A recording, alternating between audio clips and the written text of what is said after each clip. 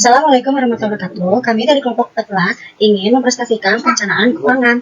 Saya Wenda Melina dengan NIM 64231330. Perkenalkan, nama saya Fadila dengan NIM 64231287. Perkenalkan, nama saya Salwa Najila Royan dengan NIM 64231231. Materi yang saya akan bahas adalah 1. Pengertian investasi, 2. Pengertian pasar modal, 3. Struktur pasar modal, 4. Produk instrumen pasar modal, 5. Perencanaan dan pengelolaan keuangan, 6. Analisis perencanaan investasi.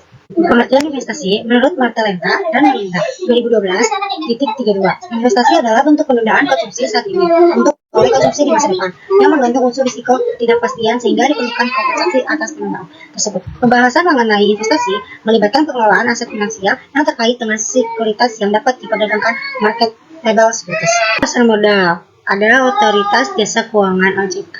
Kehadiran OJK di dalam pasar modal adalah melaksanakan pengaturan dan pengawasan terhadap kegiatan jasa keuangan di sektor pasar modal. Jadi bisa dibilang bahwa OJK adalah polisi di dalam pasar modal, di mana dia bisa menerbitkan peraturan dan mengawasinya pelaksananya. Kedua, PT Bursa Efek Indonesia (BI) berdasarkan Undang-Undang Pasar Modal 08 tahun 1995 tentang pasar modal mendefinisikan pasar modal sebagai kegiatan yang bersangkutan dengan penawaran dan perdagangan efek perusahaan publik yang berkaitan dengan efek yang diterbitkannya serta lembaga dan profesi yang berkaitan dengan efek. Jadi kalau dianalogikan sederhananya yaitu sebagai lapak perdagangan baik yaitu saham, obligasi, dan reksadana. BI menjadi media untuk mempertemukan antara pencari modal dan pemilik modal.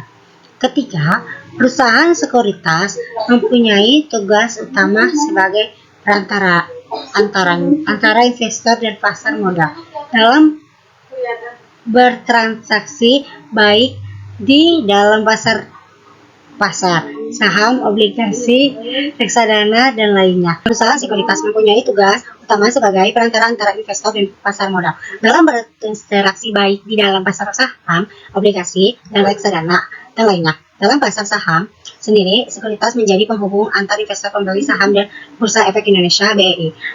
Keempat, KPEI sesuai dengan amanat UU Pasar Modal 08 tahun 1995 yang menyebutkan bahwa tugas LKP, Lembaga Clearing dan Penjamin, adalah untuk menyediakan jasa clearing dan penjaminan penyelesaian transaksi bursa yang teratur, wajar, dan efisiensi, serta jasa lain. Berdasarkan ketentuan yang ditetapkan oleh OJK, keberadaan KPEI dalam industri pasar modal Indonesia berfungsi sebagai LKP yang menjalankan kegiatan clearing dan fungsi penjaminan penyelesaian transaksi bursa. Kegiatan clearing dimaksud melalui proses penentuan hak dan kewajiban atas transaksi bursa dari setiap anggota clearing (AK) yang wajib disertai pada tanggal penyelesaian. Adapun fungsi penjaminan penyelesaian transaksi bursa dilakukan dengan cara memberikan kepastian secara hukum untuk dipenuhinya hak dan kewajiban bagi AK yang ditimbul dari transaksi bursa.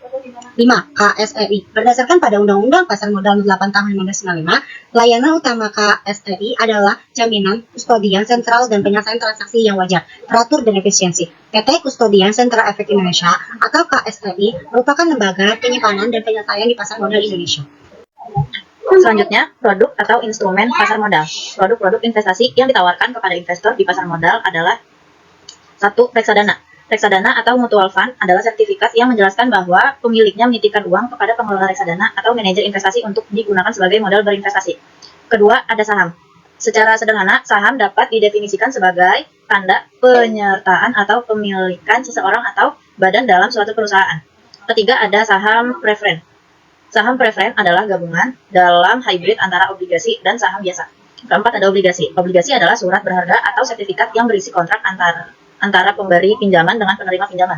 Kelima, ada waran. Waran adalah bak untuk membeli saham biasa pada waktu dan harga yang sudah ditentukan.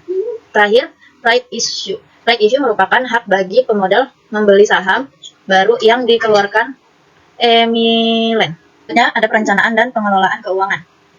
Piramida keuangan adalah strategi pengelolaan keuangan yang disusun berdasarkan prioritas kebutuhan sehari-hari dan gaya hidup seseorang. Pada dasarnya, komponen piramida perencanaan keuangan harus dimulai dari dasarnya sudah kuat, maka bisa dilanjut menyusun bagian berikutnya, yaitu seperti cash flow, dana darurat, kredit, manajemen risiko, asuransi, investasi, tujuan keuangan, dana hari tua atau pensiun, penghasilan pasif, waris dan hibah, Berikutnya ada analisis perencanaan investasi. Di bawah ini ada gambar rules budgeting. Rules budgeting 50-30-20 adalah metode pengaturan anggaran yang membantu seseorang untuk membagi penghasilan bulanan menjadi 3 kategori utama, yaitu kebutuhan pokok, kebutuhan sekunder, serta tabungan dan investasi. Metode ini dirancang untuk mempermudah perencanaan keuangan dan memastikan adanya keseimbangan antara kebutuhan, keinginan, dan tabungan. Pertama, 50% kebutuhan pokok. Kebutuhan pokok adalah pengeluaran yang wajib dipenuhi agar dapat hidup secara layak. Pengeluaran ini mengikuti sewa atau cicilan rumah, tagihan listrik dan air, makanan pokok, transportasi harian, asuransi, dan kebutuhan lainnya yang sifatnya esensial. Tujuannya adalah memastikan pengeluaran penting tercukupi tanpa membebani keuangan secara berlebihan.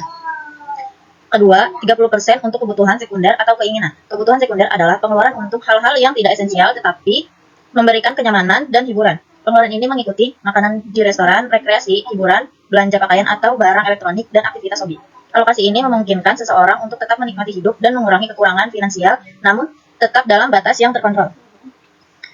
Ketiga, 20% untuk tabungan dan investasi. Bagian ini sangat penting untuk masa depan dan keamanan finansial jangka panjang. Pengeluaran ini mengikuti menabung dana darurat, menyiapkan dana pendidikan, menabung untuk pembelian besar atau misalnya DP rumah atau mobil, serta berinvestasi saham, reksadana, dan lain-lain. Alokasi ini juga dapat digunakan untuk melunasi hutang, terutama jika suku bunga pinjamannya tinggi. Memprioritaskan pembayaran utang sebelum menabung atau berinvestasi seringkali bijaksana agar tidak menambah beban finansial. Pada 50, 30, dan 20. Kelebihannya ada sederhana dan mudah diikuti. Metode ini memberikan pembagian jelas yang mudah diterapkan lagi pemula dalam pengelolaan keuangan. Kedua, ada fleksibel. Angka 50-30 dapat disesuaikan dengan kondisi individu, terutama jika memiliki kebutuhan khusus. Ketiga, membantu mencapai tujuan keuangan jangka panjang. Dengan alokasi khusus untuk tabungan dan investasi, metode ini memiliki dana cadangan dan bisa menabung aset untuk masa depan. Kekurangannya, satu, tidak cocok untuk semua penghasilan. Penghasilan yang terlalu kecil mungkin tidak cukup untuk memenuhi kebutuhan pokok hanya dengan 50%. Kurang ideal untuk pengeluaran tidak terduga. Dalam kondisi tertentu, alokasi ini mungkin perlu disesuaikan jika ada pengeluaran besar atau mendesak. Selanjutnya ada studi kasus dari Budi Santoso yang bekerja di perusahaan PT Sejahtera Abadi dengan beralamat di Jalan Sudirman nomor 25 Jakarta Selatan, DKI Jakarta, dengan jabatan sebagai manajer keuangan dan gaji per bulannya sebesar 15 juta. Profil keuangan. Budi adalah seorang manajer keuangan di PT Sejahtera Abadi dengan penghasilan sebesar 15 juta per bulan. Untuk mencapai tujuan finansial jangka panjangnya, seperti memiliki rumah dan menyiapkan dana pendidikan anak, Budi ingin menerapkan sistem budgeting yang efektif. Rules budgeting. Budi memiliki metode budgeting 50-30-20 yang mengalokasikan gajinya ke dalam 3 kategori utama. Yang pertama ada kebutuhan pokok 50%, yang kedua kebutuhan sekunder 30%, dan yang ketiga tabungan dan investasi 20%.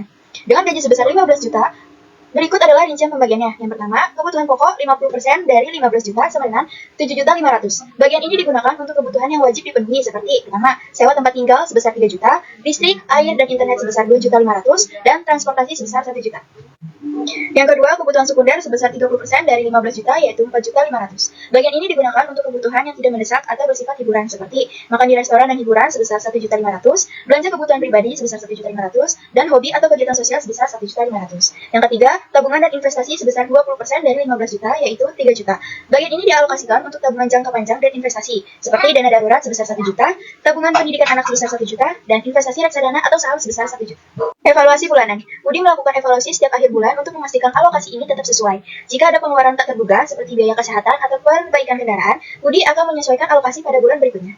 Tujuan jangka panjang. Dengan mengikuti rules budgeting ini, Budi berharap bisa mencapai beberapa tujuan keuangan antara lain yang pertama, menabung dana darurat sebesar 3 kali gaji dalam 2 tahun ke depan. Yang kedua, menyisihkan uang untuk DP rumah dalam 5 tahun.